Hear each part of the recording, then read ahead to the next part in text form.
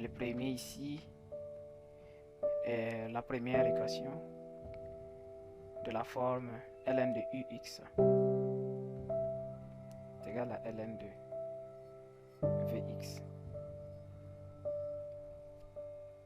Pour cela, nous allons prendre un exemple concret et résoudre cette équation. Supposons que notre équation E est définie par ln de moins 2x plus 1 est égal à ln de x plus 4.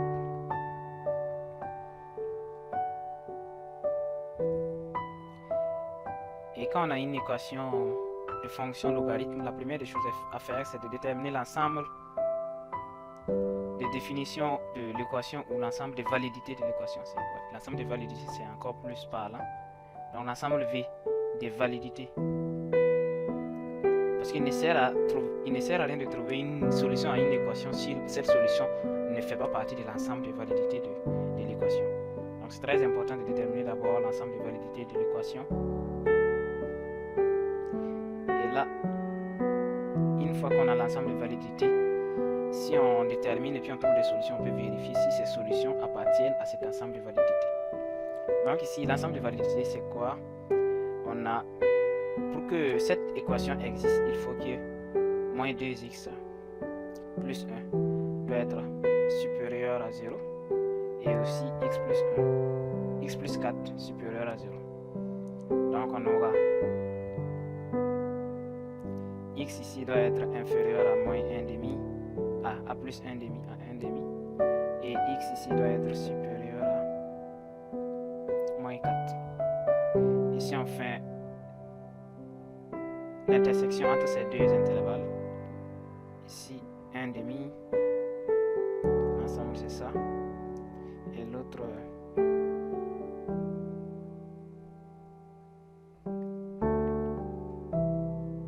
moins 4 à plus l'infini. Moins 4, ça sera à peu près ici.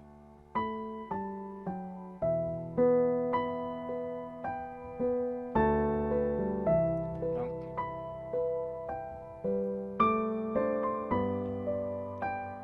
l'ensemble commun ici sera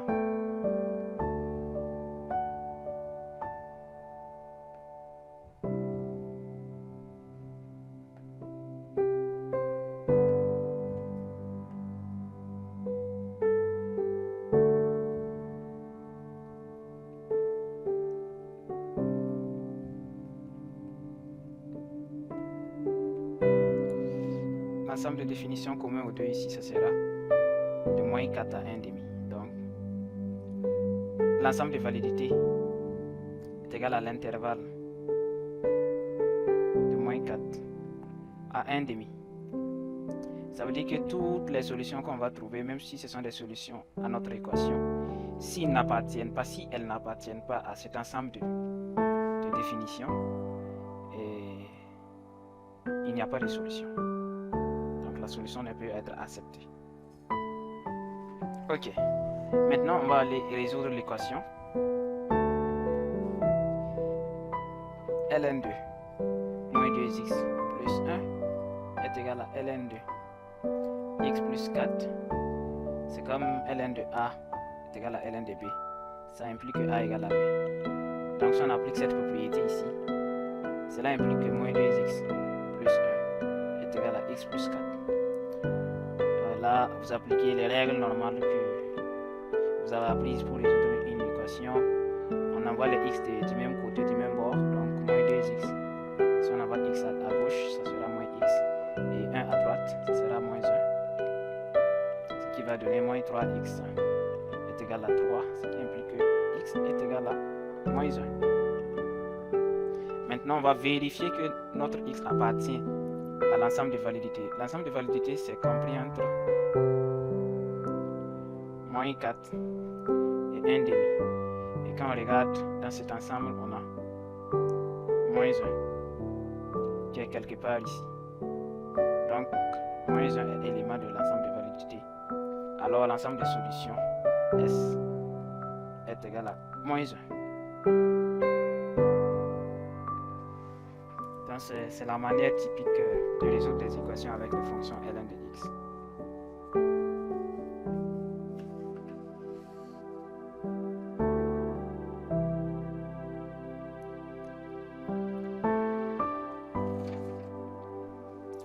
Maintenant les inéquations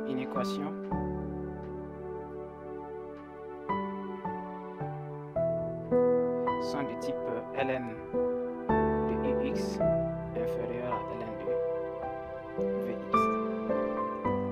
Et là, nous allons prendre un exemple également.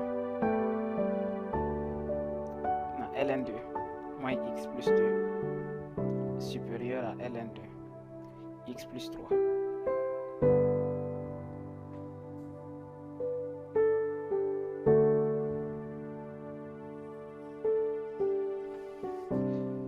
Donc ça c'est notre ensemble d'inéquations I. Pour cela, nous allons d'abord déterminer l'ensemble de validité.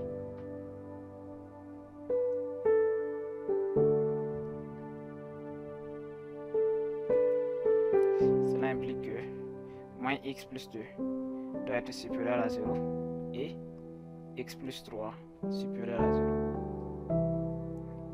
Donc implique ici que moins x doit être inférieur à 2 et ici x doit être supérieur à moins 3. Et quand on fait l'intersection entre moins l'infini à 2, intersection avec moins 3 à plus l'infini, ça va donner ici que l'ensemble de validité est égal à moins 3 à 2. C'est l'ensemble de validité. Une fois qu'on a l'ensemble de validité, on peut résoudre l'inéquation. Si ln de moins x plus 2 est supérieur à ln de x plus 3, on applique la propriété bien sûr ln de a supérieur à ln de b implique que a supérieur à b. Donc ici ça va donner moins x plus 2 supérieur à x plus 3. Si on envoie les x des mêmes bords, on aurait ici moins 2x supérieur à 3 moins 2, ça fait 1. Ce qui implique que si on multiplie par x par moins 1 partout, on aura x inférieur à moins 1 demi. Et l'ensemble des solutions ici, c'est de moins l'infini à moins 1 demi. Et pour cela, pour trouver l'ensemble S, il faut faire l'intersection entre les deux.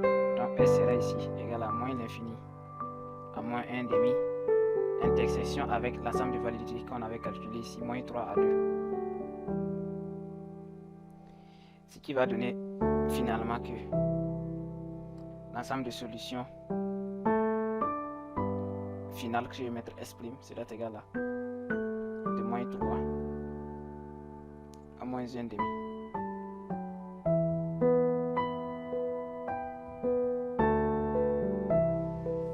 Ça c'est l'ensemble des solutions finales. Le S ici c'est l'intersection entre le résultat qu'on a trouvé avec en résolvant l'inéquation et l'ensemble de validité. Donc il faut qu'on fasse l'intersection entre les deux ensemble pour trouver le vrai ensemble de solutions. Donc ça conclut la partie équation-inéquation de fonctions logarithme népérien. Et là maintenant nous passons aux limites. Calcul des limites avec les fonctions logarithmes népériens.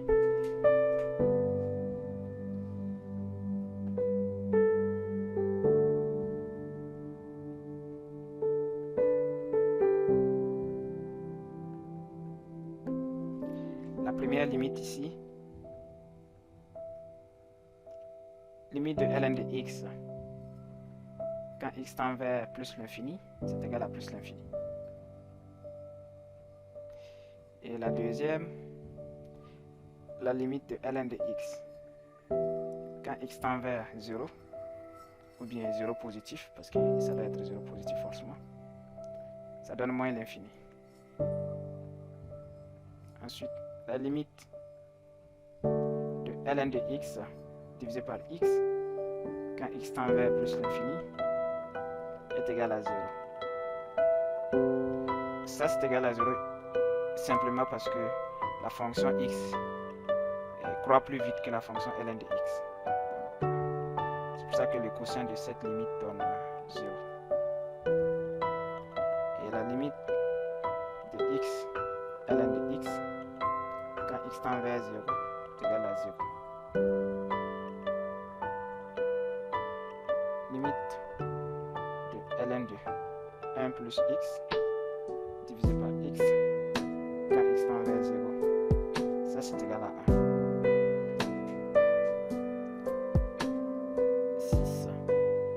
La limite de ln de x sur x moins 1, quand x tend vers 1, est égal aussi à 1. Donc ce sont les 6 limites usuelles que vous allez rencontrer pour l'étude de fonctions logarithme Nepelien.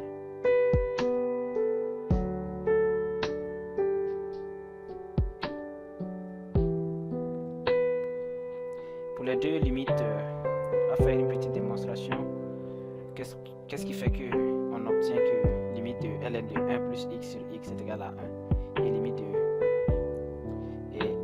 ln de x sur x moins 1 est égal à 1. Ici, c'est uniquement le sens des variations qui fait que... Parce que normalement, si on calcule la limite, ça nous donne 0 sur 0, qui donne une forme indéterminée. Et on reconnaît le taux de variation parce que la limite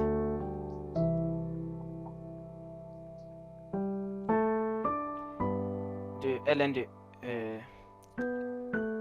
parce que la limite de ln de 1 plus x divisé par x, ce n'est rien d'autre que la limite de ln de 1 plus x moins ln de 1 divisé par x quand x tend vers 0. Et ça c'est quoi? C'est le taux de variation. Si vous vous rappelez de la définition de la dérivabilité d'une fonction, c'est le taux de variation. Donc ce n'est rien d'autre que la dérivée de 1. Et la dérivée de ln c'est 1 sur x, donc 1 sur 1, ce qui va donner 1 ici. Donc c'est pour ça que la limite de ln de 1 plus x sur x quand x tend vers 0 est égal à 1. Et c'est la même chose pour la deuxième propriété, la propriété numéro 6. Limite de ln de x sur x moins 1 quand x tend vers 1 est égal à 1. C'est comme si on faisait la limite de ln de x moins ln de 1 divisé par x moins 1 quand x tend vers 1. Et ça c'est quoi? C'est comme si on a f de x moins f de x0. Si vous vous rappelez très bien, ça c'est comme si on a notre f de x qui est là, moins f de x0 sur x moins x0. Et ça, ce n'est rien d'autre que f' de x0. Et quand on fait ici f' de x, ici c'est 1 sur x. Et f' pour x0 est égal à 1 ici, parce que x0 est égal à 1 ici, ça revient à 1 sur 1, ce qui va donner 1.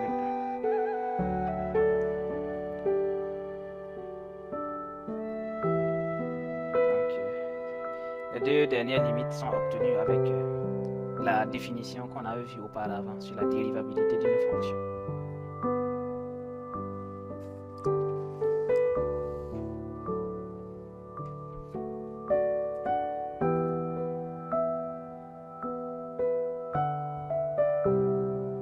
Donc, nous terminons l'étude de fonctions logarithmes avec le calcul de dérivées.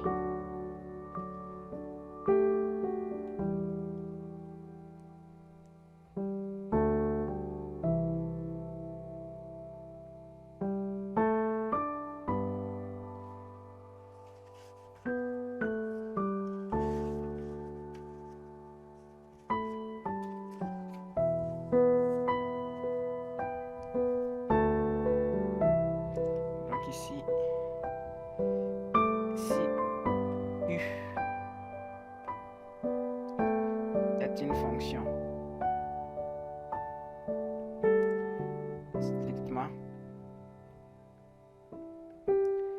positive et dérivable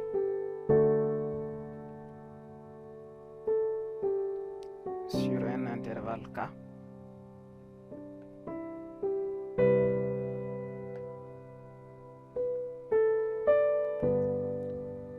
Alors, ln rond U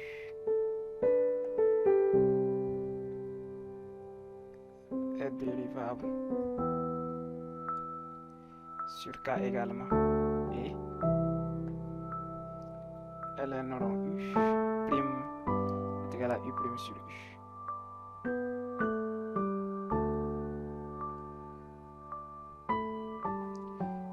Donc ici, ça veut dire tout simplement que si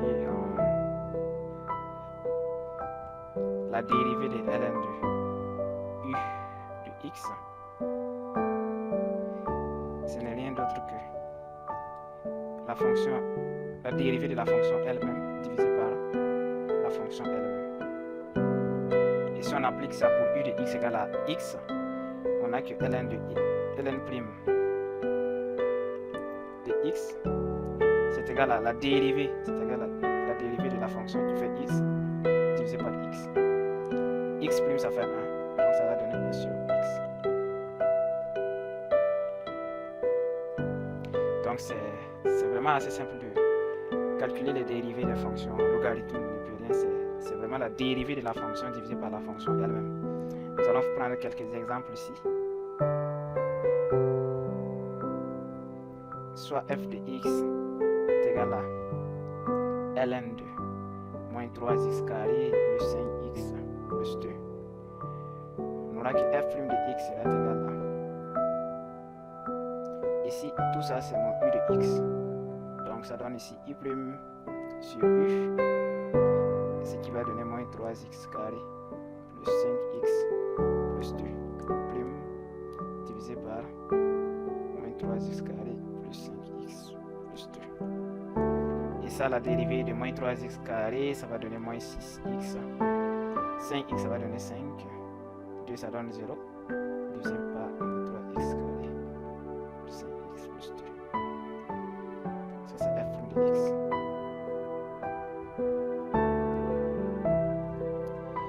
Donc, c'est ça. Nous prenons un deuxième exemple. G de x est égal à, par exemple, ln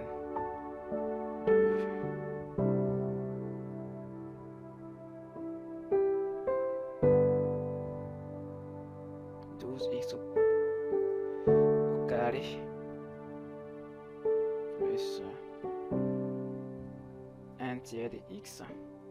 Donc g' x sera égal à 12x au carré plus 1 tiers de x prime divisé par 12x au carré plus 1 tiers de x.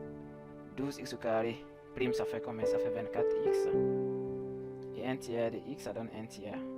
Le tout divisé par 12x au carré plus 1 tiers de x.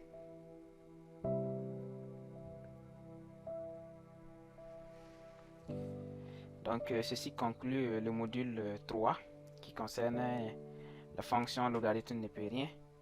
Et rendez-vous à la prochaine capsule vidéo qui sera plus de détails, plus d'applications, qui va vous permettre de mieux maîtriser et puis les astuces sur l'étude des fonctions des logarithmes népériens et comment apprendre à bien analyser ce type de fonctions